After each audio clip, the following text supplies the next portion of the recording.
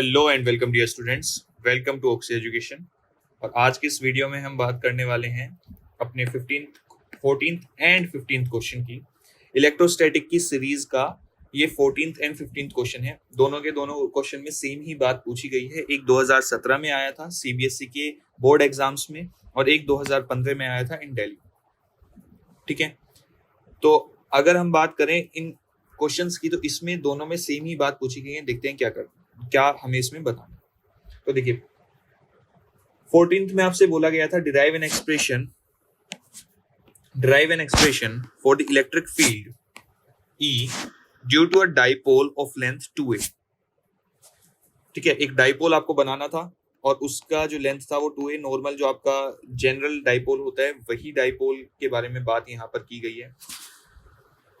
At a point R from the center of the dipole on the axial line। अब axial line का आपको यहाँ पर पता होना चाहिए। तो देखिए दो तरीके की लाइन होती है। अगर ये आपका एक डाइपोल है -q एंड +q, तो एक जो इसी लाइन पे हो, अगर मैं इसको ज्वाइन कर दूं, इन दोनों चार्जेस को ज्वाइन कर दूं, तो जो इसी लाइन पे प्रेजेंट होगा, कोई भी एक पॉइंट जो इस लाइन पे प्रेजेंट होगा, वो एक्सियल लाइन पॉइंट होता है या एक्सियल पॉइंट होगा।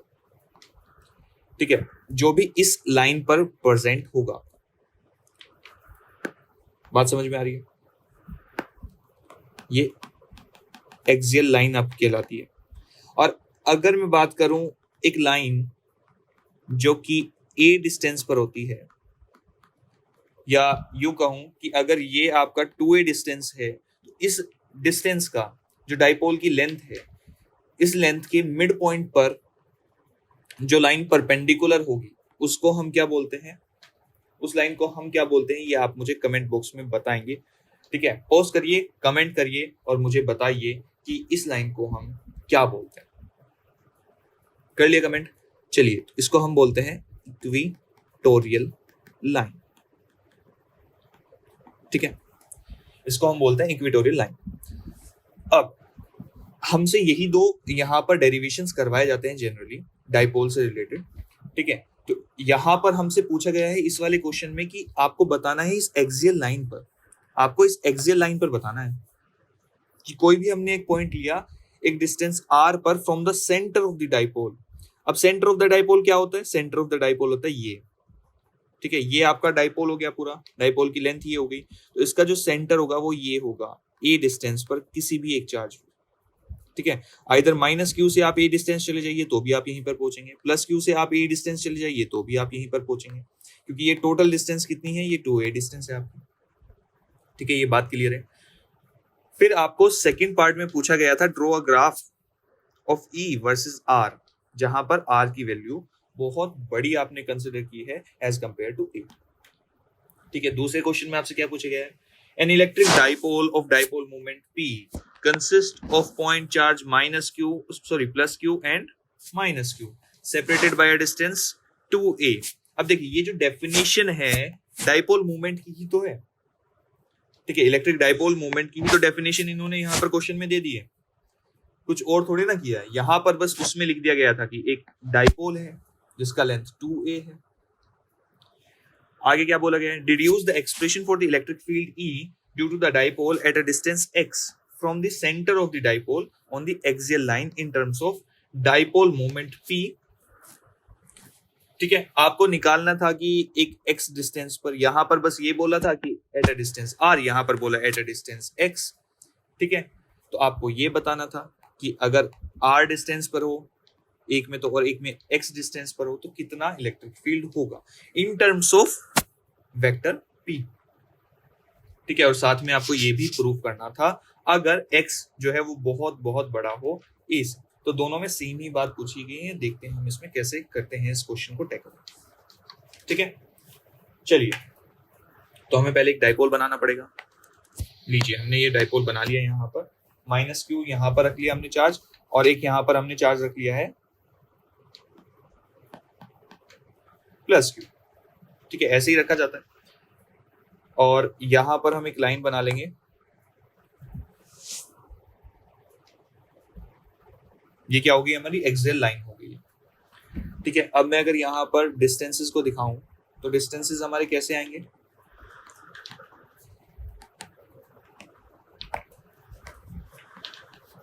ये हो जाएगा आपका 2a डिस्टेंस, ठीक है। ये सेंटर होगा जो कि a डिस्टेंस पर होगा किसी भी एक चार्ज से।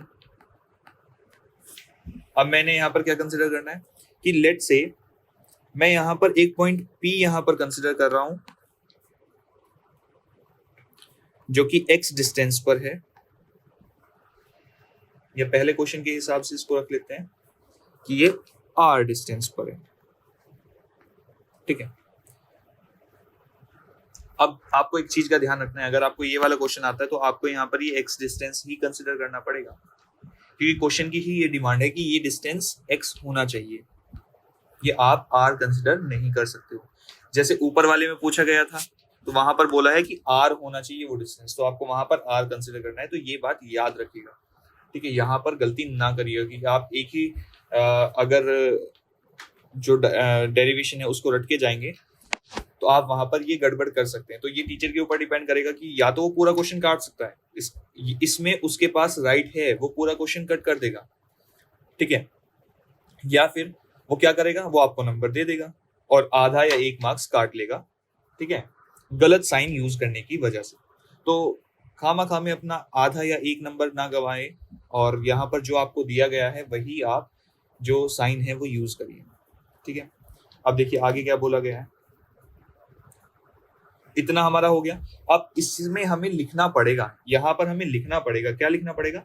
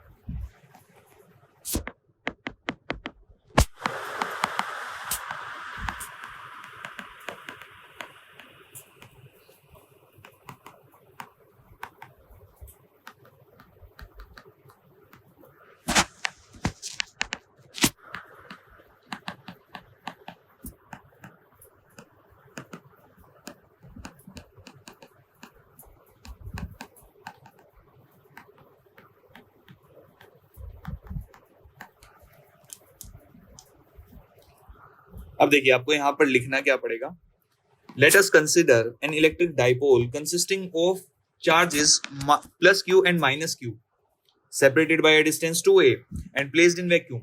ये आपको यहाँ पर लाइन लिखनी पड़ेगी, क्यों लिखनी पड़ेगी, क्योंकि आपको यहाँ पर बताना पड़ेगा आपने क्या क्या चीजें कंसिडर की है, ये बोर्ड का नियम है, तो क्या करें।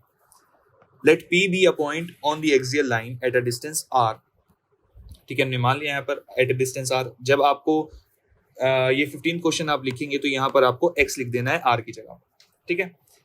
From the centre o of the dipole on the right side of the charge, ठीक है, इसको हमने यहाँ पर o कंसिडर कर लेना, ये हमारा पॉइंट हो जाएगा o, ठीक है। अब यहाँ पर डाइपोल की मूवमेंट क्या होगी, डाइपोल मूवमेंट की डायरेक्शन ये हो जाएगी, ठीक है। अब हमें क्या देखना है, माइनस q चार्ज की वजह से इस पॉइंट P पर अगर मैं इसको A मानता हूं और इसको B मानता हूं, तो इस पॉइंट P पर माइनस q चार्ज की वजह से जो इलेक्ट्रिक फील्ड होगा वो किस डायरेक्शन में होगा,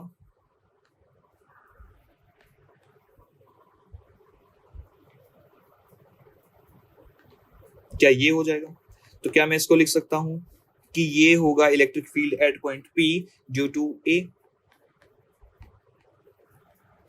ठीक है। और यहां पर क्या मैं लिख सकता हूं कि ये होगा डायरेक्शन किसका, ये डायरेक्शन होगा E P B, electric field at point P due to point B, ठीक है, या due to charge placed at point B, कुछ भी आप बोल सकते हैं यहाँ पर, तो जब आप यहां पर निकालेंगे ई पी ए, क्या होगा वो? अब मैं यहां पर क्या करता हूं ना, मैं यहां पर डायरेक्शन डायरेक्टली कैलकुलेट, मतलब हमने यहाँ पर डायरेक्शन लिख ली है, ठीक है। तो आसानी किस में रहेगी वो मैं आपको बता देता हूँ। आप पहले यहाँ पर मैग्नीट्यूड लिख लीजिए दोनों ही इलेक्ट्रिक फील्ड का। तो दोनों इलेक्ट्रिक फील्ड का जब आप यहाँ पर मैग्नीट्यूड लिखेंगे तो वो आपका क्या होगा, ई पी ए क्या होगा, के क्यू, ठीक है। इसकी वजह से मैं लिख रहा हूँ। तो यहाँ पर देखिए ये जो डिस्टेंस होगा, अब डिस्टेंस आपको देखना पड़ेगा यहाँ पर, ये डिस्टेंस, क्योंकि ये डिस्टेंस आपका आर है और ये वाला डिस्टेंस आपका आर हो जाएगा यहां से यहां तक, और ये वाला डिस्टेंस है ए, तो क्या ये वाला डिस्टेंस पूरा आर प्लस ए होगा? तो हम यहां पर क्या लिख देंगे इसको, आर प्लस ए। फिर बात क्या आती है, फिर बात ये आती है कि ये वाला डिस्टेंस तो है आर, ठीक है, ये वाला डिस्टेंस है ए, तो क्या ये वाला डिस्टेंस आर माइनस ए हो जाएगा? तो यहां पर हमें क्या लिखना पड़ेगा कि ये जो डिस्टेंस होगा वो हो जाएगा हमारा आर माइनस ऑफ ए, ठीक है। ये बात क्लियर है। तो अब हम क्योंकि यहाँ पर ए की वजह से इलेक्ट्रिक फील्ड को देख रहे हैं तो हम डिस्टेंस कौन सा लेंगे, डिस्टेंस हम लेंगे ये वाला। तो यहाँ पर हो जाएगा आर प्लस ए का स्क्वायर। तो मैंने यहाँ पर डायरेक्शन लिख ली है, सॉरी मैग्नीट्यूड यहाँ पर लिख लिया, डायरेक्शन हम एट द लास्ट लिखेंगे। ये हो जाएगा हमारा ई पी बी, ये क्या आएगा, K Q upon R minus of a का स्क्वायर, ठीक है। बी पॉइंट हमारा है ये वाला, तो ये वाला डिस्टेंस हम कैलकुलेट करेंगे, ये वाला डिस्टेंस हम लिखेंगे, और ये वाला डिस्टेंस हमारा कितना था, आर माइनस ऑफ ए। तो यहाँ पर हमारे पास आ जाएगा आर माइनस ऑफ ए। अब देखिए, अब हमारे पास दोनों का इलेक्ट्रिक फील्ड आ गया है, दोनों इलेक्ट्रिक फील्ड अपोजिट डायरेक्शन में है, ठीक है। और आपको एक चीज और नजर आ रही होगी यहाँ पर कि जो हमारा इलेक्ट्रिक डाइपोल मोमेंट है वो किस डायरेक्शन में है, वो आपका टूवर्ड्स राइट डायरेक्शन में है। तो हमें सिंपली क्या करना है, जो टूवर्ड्स राइट डायरेक्शन है उसको पॉजिटिव कंसीडर करेंगे, उस इलेक्ट्रिक फील्ड को यानी कि ईपीबी को हम पॉजिटिव यहाँ पर कंसीडर करेंगे और ईपीए को हम यहाँ पर नेगेटिव कंसीडर करेंगे। अगर आपने ये पॉइंट यहाँ पर लिया होता तब आप इस डायरेक्शन में होने वाला इलेक्ट्रिक फील्ड उसको पॉजिटिव करते और इस डायरेक्शन में होने वाले इलेक्ट्रिक फील्ड को भी इस वाले डायरेक्शन के इलेक्ट्रिक फील्ड को आप नेगेटिव करते, ठीक है। नोटेशंस हमारी सेम रहती। मैं ये इसलिए बोल रहा हूं क्योंकि जब आप ऐसे करेंगे ना तो आपके लिए लास्ट में आंसर लिखना इजी रहेगा। क्यों इजी रहेगा वो देखते हैं जरा। अगर पी की डायरेक्शन ये है और इसको मैंने पॉजिटिव माना है तो ये पॉजिटिव होगा और ये नेगेटिव होगा, इसमें से फिर मैं इसको घटाऊंगा। अगर मेरा आंसर नेगेटिव आता है तो मैं क्या बोलूंगा कि ये इलेक्ट्रिक फील्ड ज्यादा है। अगर ये इलेक्ट्रिक फील्ड ज्यादा है तो ये जो डायरेक्शन होगी ये आएगी नेट इलेक्ट्रिक फील्ड की डायरेक्शन, अपोजिट आएगी किसके, पी के, ठीक है। और अगर ये डायरेक्शन होगी तो in the same direction of the electric dipole movement. बात समझ में आ रही है भाई? मैं ये बोल रहा हूं कि अगर मेरा नेट इलेक्ट्रिक फील्ड इस पॉइंट पर पॉजिटिव आ जाता है तो इसका मतलब ये होगा वो पी की डायरेक्शन में है, और अगर वो नेगेटिव आ जाता है तो इसका मतलब वो ये होगा कि वो पी के अपोजिट है, एंटी पैरेलल है उसके, ठीक है। तो इसलिए मैं यहां पर बोल रहा हूं कि आपके लिए इजी रह जाएगा अगर आप इस डायरेक्शन को पॉजिटिव कंसीडर करेंगे। अगर पी की डायरेक्शन को आप पॉजिटिव कंसीडर करेंगे तो आपको इजी रह जाएगा यहां पर कैलकुलेशन को करना, ठीक है। बुक में आपको बहुत सारे मेथड्स मिल जाएंगे, लेकिन जो मैं यहां पर आपको बता रहा हूं ये आपको कंफ्यूजन से दूर रखेगा, ठीक है। आपको कुछ नहीं करना है। जब आप यहां पर इलेक्ट्रिक फील्ड को कंसीडर करेंगे ना तो आपको क्या करना है, आपको यहां पर सिंपली इस डायरेक्शन में जो इलेक्ट्रिक फील्ड है उसको कंसीडर करना है नेगेटिव, ठीक है। तो उसके हिसाब से आपका आंसर अगर नेगेटिव आया तो आपको क्या बोलना है कि भाई ये तो इलेक्ट्रिक डाइपोल मूवमेंट से नेगेटिव डायरेक्शन में है, ठीक है। अदरवाइज आपको बोलना है ये पॉजिटिव डायरेक्शन में, ठीक है। तो बस आपको इतना छोटा सा यहाँ पर काम करना है। तो चलिए अब क्या करते हैं, अब हम यहाँ पर लिख लेते हैं ई नेट को, ठीक है। ई नेट क्या आएगा आपका, यहां पर मैं ये डायरेक्शन लगा रहा हूं, ठीक है। देखिए जब अगर मैं ई नेट लिख रहा हूं यहां पर,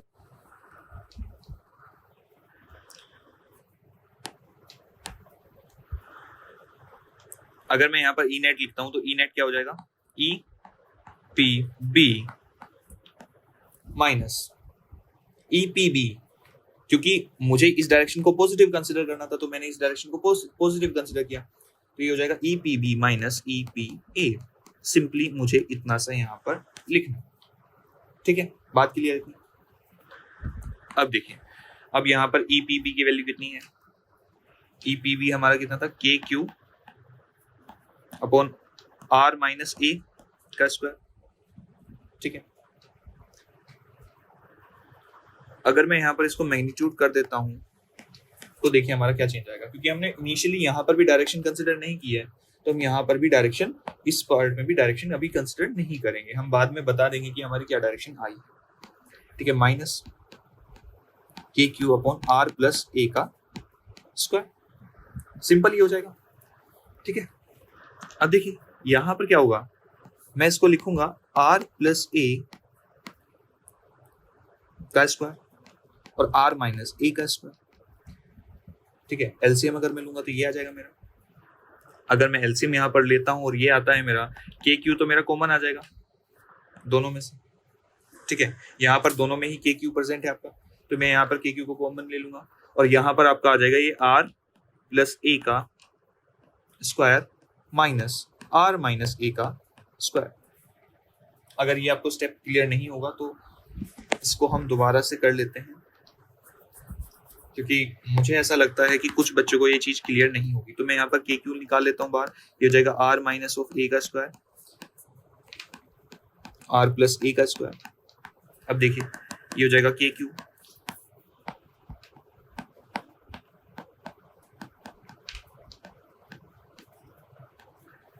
अब यहाँ पर सिचुएशन क्या बनेगी, ये हो जाएगा आर प्लस ए का square minus are minus a का स्क्वायर,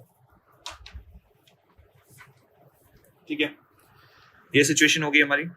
यहां पर आ जाएगा के क्यू, ये क्या बनेगा देखिए जरा, ये हमारा बन जाएगा यहाँ पर a square minus b square वाला फॉर्मूला बन रहा है, तो मैं इसको लिख दूंगा R plus a minus R plus a हो जाएगा ये,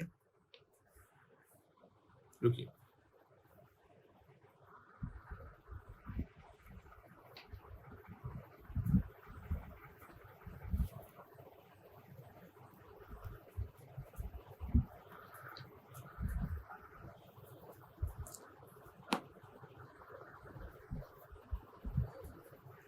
यहां पर ये मेरा हो जाएगा आर प्लस ए,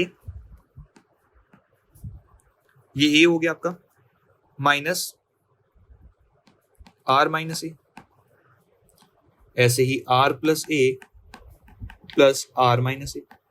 सिंपल वो वाला फॉर्मूला हमारा बन गया, a square minus b square is equals to a plus b और ए माइनस बी, ये वाला हमारा फॉर्मूला हमने यहाँ पर यूज किया। तो ये हमारा यहाँ पर क्या आ जाएगा,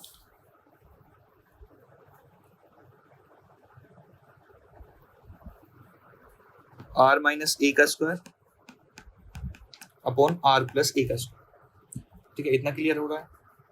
अब देखिए यहां पर जब मैं इसको ओपन करूंगा तो मेरे पास यहाँ पर क्या सिचुएशन आएगी,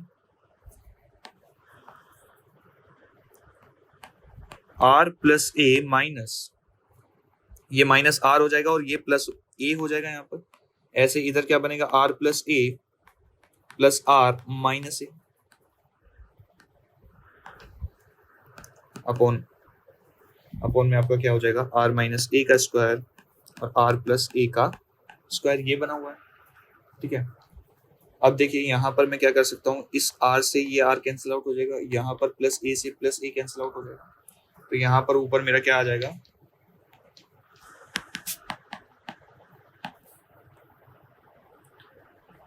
के Q A square into R square upon R minus a का स्क्वायर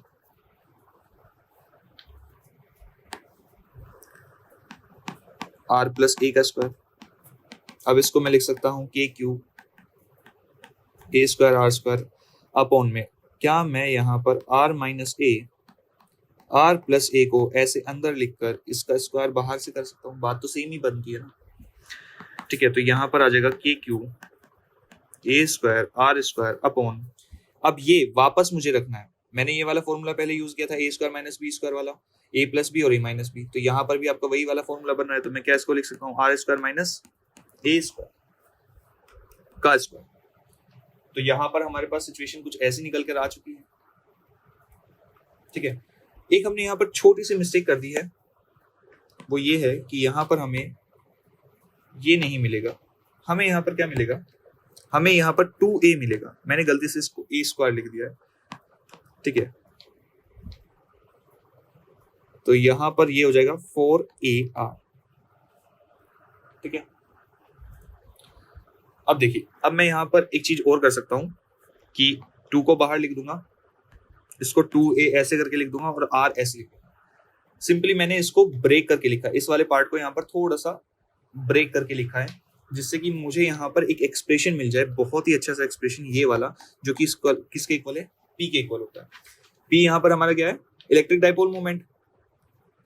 तो हमारा यहाँ पर ये एक्सप्रेशन हमें मिल जाएगा 2 K P R upon R square minus A square to the power 2। ठीक है, बात समझ आ गई है? ठीक, इतना क्लियर है? अगर नहीं क्लियर हुआ, कुछ भी इश्यू आया है, तो मुझे एक बार आप बता देना कमेंट बॉक्स में, मैं उसको क्लियर करूँ। जैसे कि ये 5 मार्क्स का क्वेश्चन है, तो आपको खुद भी कंफ्यूजन इसमें हो सकता है इस क्वेश्चन को करते हुए। ठीक है, तो आपको इसको प्रैक्टिस करनी पड़ेगी, कई बार आपको इसको डेरिवेशन को लिखकर प्रैक्टिस करनी पड़ेगी, ये कैसा डेरिवेशन होता है। ठीक है, अब तक देखिए हमने इसमें कितना कुछ किया है। पहले हमने ये फिगर बनाई थी, फिर उसके बाद ये लिखा कि हम क्या क्या चीजें कंसिडर कर रहे हैं, फिर हमने electric dipole electric field calculate किया। ठीक है, उनका सिर्फ मैग्नीट्यूड निकाला, फिर हमने मैग्नीट्यूड में ही कैलकुलेशंस की, जिससे कि हमारे लिए कैलकुलेशंस थोड़ी इजी हो जाए। अब यहाँ पर आप कुछ बुक्स में देखेंगे कि आपको यहाँ पर पी वेक्टर इंक्लूडेड मिलेगा। ठीक है, पी का यूनिट वेक्टर यहाँ पर इंक्लूडेड मिलेगा, लेकिन उससे प्रॉब्लम क्या होती है कि आपको थोड़ा सा कंफ्यूजन होगा। ठीक है, तो उससे बचने के लिए हम इसको मैग्नीट्यूड फॉर्म में सोल्व कर लेते हैं, फिर उसके बाद इसकी डायरेक्शन हम अकॉर्डिंगली दे देंगे। डायरेक्शन के लिए मैंने आपको बता ही दिया है कि हम क्या करते हैं, डायरेक्शन हम कैसे निकालते हैं। ठीक है, तो इलेक्ट्रिक फील्ड हमारा यहाँ पर क्या आ जाएगा, ई एक्सियल। ठीक है, इसका मैग्नीट्यूड, इसको अभी हम यहाँ पर लिख लेते हैं नेट, क्योंकि हम ऊपर भी यहाँ पर नेट ही कंसिडर करके चले। ठीक है, तो यहाँ पर हमारा क्या आ जाएगा, 2 K P R upon R square minus A square.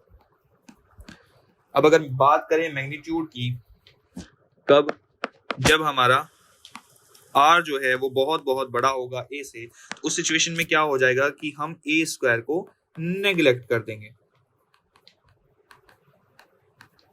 तो यहां पर ई नेट की वैल्यू क्या आ जाएगी आपकी, 2 K P R upon are की पावर 4। ठीक है, अब एक आर की पावर से यहां पर ये कैंसिल आउट हो जाएगी, तो ये आ जाएगा 2 के पी अपॉन आर की पावर 3। ये क्लियर हो गया? ठीक है, ये तो हो गई हमारे पास सिचुएशन की इलेक्ट्रिक फील्ड का मैग्नीट्यूड क्या होने वाला है। अब हमें डायरेक्शन भी यहाँ पर इंक्लूड करनी पड़ेगी।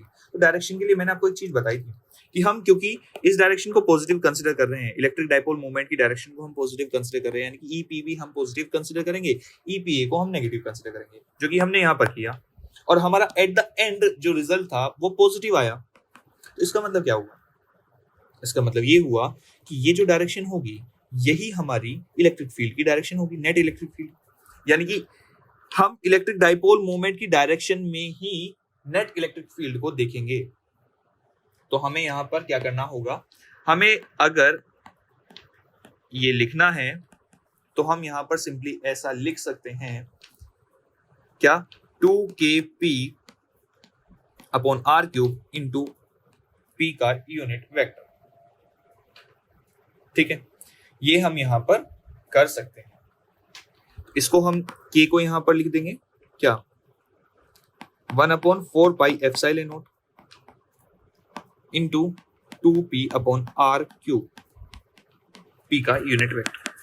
ई नेट की वैल्यू हमारी क्या आ जाएगी, ये आ जाएगी। ठीक है, इस ई नेट को हम क्या लिख सकते हैं, ई एक्सियल भी लिख सकते हैं।